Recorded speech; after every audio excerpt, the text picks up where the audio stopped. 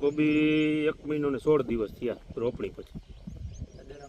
દડા બંધ બહુ સારું કહેવાય. 29 તારીખની રોપણી છે. ટૂંકમાં બંધારણ ચાલુ થાય એ જગ્યાએ દડા થવા પાયું ને તો આ પ્રશ્ન હતો, પાણી ભરાય ને એટલે આવું થાય. પાયા પછી જ્યાં નીકળું બ્લાસ્ટ જ થઈ ગયું.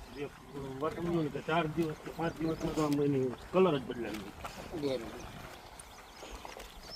ઈબાકા નહોતું પાયું તો અહીંયા તો વલ જ નહોતું. મેં ફોટો મોકલ્યો હતો ને તે દિવસનો બુસ્ટ જ થઈ ગયો પરબાર. અને 10 દિવસનો ફેર છે એમાં કાંઈ કોઈ ડિફરન્સ જ નંબરે જોઈ લો.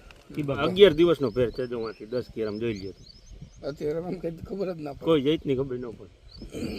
કારણ કે આ તમે ઊભા એ ત્યારથી જ છે. 11મા દિવસે રોપણી થઈ આમાં. કોઈ કી 11મા દિવસે રોપણી થઈ. ફેર જ નથી. નમસ્તે ખેડૂત મિત્રો, હું Nilesh Viradiya, Venox Agri Genetics Private Limited વતી. હવે આજે તારીખ છે 13/8/2025ના રોજ આપણે કાલાવાડ તાલુકાના ખરેડી ગામે આવ્યા છે. અને જે આપણું વેનોક્સ કંપનીનું જે સીબાક આવે છે મિક્સ માઇક્રોન્યુટ્રન ફર્ટિલાઇઝર, એ પ્રોડક્ટની તાકાત હોય ને આજે આપણે ખેડૂતના મોઢે વાત 2 શબ્દો કહીએ કે એને રિઝલ્ટ કેવું મળ્યું સીબાકાથી. જે કોબીનું ફિલ્ડ છે એ કોબીના ફિલ્ડ અંદર એને 2 એકરનું ફિલ્ડ છે, એની અંદર 2 લીટર નીચેથી પાયેલું છે. તો આપણે એની જોડે વાત કરીએ. તો તમારું આખું નામ અને મોબાઈલ નંબર. નમસ્તે, સંદીપભાઈ જયંતિભાઈ પણસારા, ગામ ખરેડી. Mobile number 9931313312. બરોબર. હવે જે સીબાકા તમે આની અંદર નીચેથી પાયું છે, જ્યારે પાયું નહોતું અને પાયા પછી શું ડિફરન્સ લાગ્યો તમને? સીબાકા પાયા પહેલા ગ્રોથ જ નહોતો અને મેં વિભાગ પાડી નાખ્યા હતા 10 દિવસના ગેપમાં, કારણ કે કાપણીમાં એકારે ન થાય. હા બરોબર. એટલે પછી મને એવું લાગ્યું કે આ વિકાસ નથી થતો. હું ગયો નિકાવા વૃંદાવન એગ્રોમાં. હા બરોબર. યશભાઈ રીબડિયા પાસે. અને અહીંયાથી યશભાઈએ મને સીબાક આપ્યું વિનોક્સ કંપનીનું અને મને પાવાનું કીધું.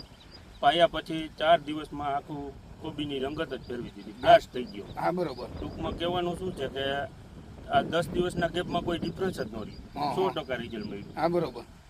આગળ પાછળ તમે જે વાવ્યું હતું, આગળ પાછળ વાવ્યું હતું એમાં. બરોબર. અને સીબાકાથી બીજો ફાયદો શું થયો તમને બંધારણની અંદર? બંધારણમાં ફાયદામાં એવું છે કે જે દડાની સાઈઝ હોય ને એકદમ આમ ગ્રોથમાં બ્લાસ્ટ જ થઈ ગઈ છે. ગ્રોથ જ મહિનો થવા. હા બરોબર. અને રોપણી થઈ અને 1 મહિનો ને 15 દિવસ થયા. 15 દિવસમાં દડાનો આકાર ન બંધાય. હા, એ બંધાવા માંડ્યો. હા બરોબર. કાયદેસરનો દડો થવા માંડ્યો. કાયદેસરનો દડો થવા માંડ્યો. તો ખેડૂત મિત્રોને તમે શું કહેવા માંગો છો સીબાકા વિશે? સીબાકા તો 100% પાવું જ જોઈએ મારા ખ્યાલ મુજબ. ન પાવું તો માથે છંટકાવ કરી દેવાનો. હા બરોબર. તો મિત્રો તમે જોઈ શકો છો ફિલ્ડની અંદર 1.5 મહિનાનું ફિલ્ડ છે ને, 1.5 મહિનાનું ફિલ્ડ છે. અને જે એને 11 ક્યારા પાછળથી વાવ્યા હતા, 10 ક્યારા 11 દિવસ પાછળ વાવ્યા હતા, તોય તમે કોઈ ડિફરન્સ લાગતો નથી. જો તમે માઇનર તમારી નજર સામે નિરાતે જુઓ તો દડાની અંદર થોડો ફેર લાગે છે કે આની અંદર દડા ઓલરેડી બંધાઈ ગયા છે અને ઓમાં તૈયારીઓ છે.